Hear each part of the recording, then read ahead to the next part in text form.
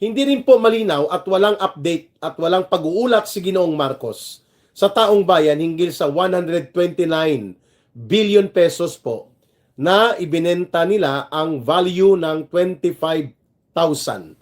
Kasi 25 tons eh.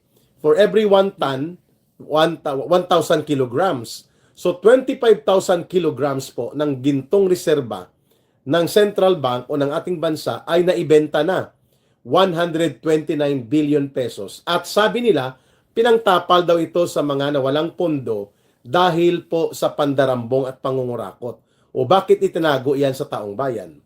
It is a fundamental right of the people na maimpormahan at ma-update po tayo hinggil sa mga kaganapang pangpinansyal at pananalapi ng ating gobyerno. Lalo pa kung ang mga involved dito ay ang paggamit o pagkawala ng mga pondo na may kahalagahan at value sa buong ekonomiya natin like the gold reserve.